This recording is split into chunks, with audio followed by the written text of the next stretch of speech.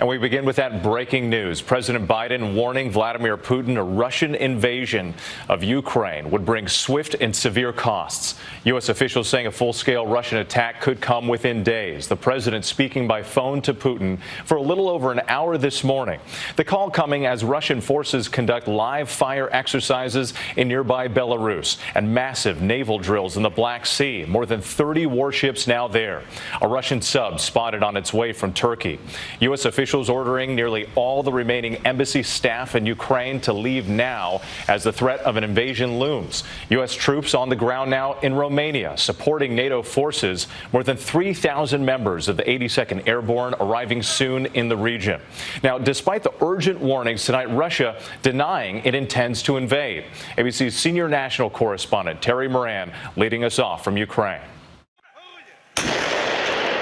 Tonight, an urgent last-ditch effort at diplomacy. President Biden holding high-stakes talks with Vladimir Putin, seeking to stop a Russian invasion of Ukraine, which the U.S. says could happen in the coming days. Biden and Putin spoke for an hour on the phone today, the president warning that a Russian attack would cause widespread human suffering and that the U.S. and its allies would respond decisively with swift and severe costs. This is a pivotal moment. Biden's call coming just hours after Secretary of State Antony Blinken spoke for 35 minutes with his Russian counterpart, Sergei Lavrov.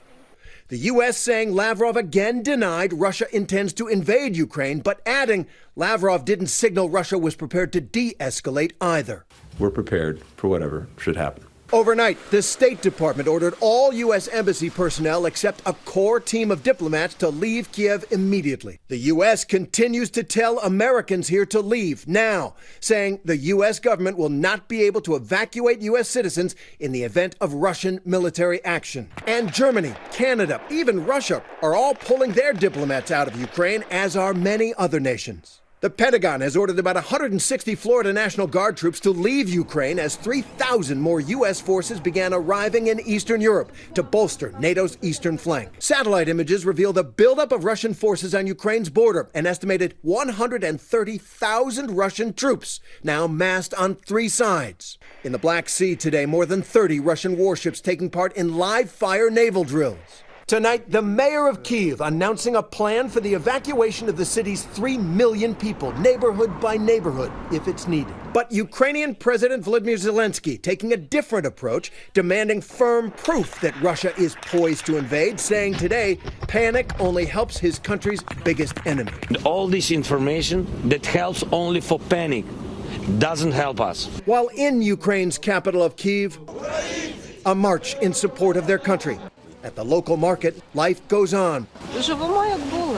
This woman saying, we live normally, just like before. We do not make any preparations for anything extraordinary. We know it may happen, but we hope it will not. Tonight, there's no panic in the streets. People are out Saturday night. They say they've been living with Russian threats for years, and they're hoping for the best. But ask, and you sense the mood is shifting. Do you think it will be war?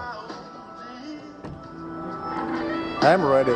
What happens next is up to Vladimir Putin. What he really wants is for the elected government in Kiev to fall so that he can put a puppet government in place. He has the military means to do that. The question is whether he has the resolve and is willing to pay the price.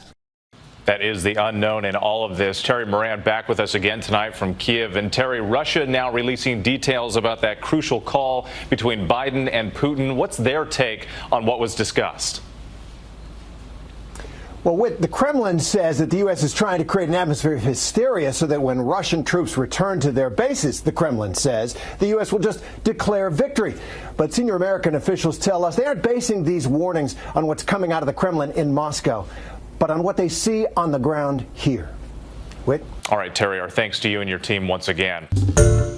Hi, everyone. George Stephanopoulos here. Thanks for checking out the ABC News YouTube channel. If you'd like to get more videos, show highlights, and watch live event coverage, click on the right over here to subscribe to our channel. And don't forget to download the ABC News app for breaking news alerts. Thanks for watching.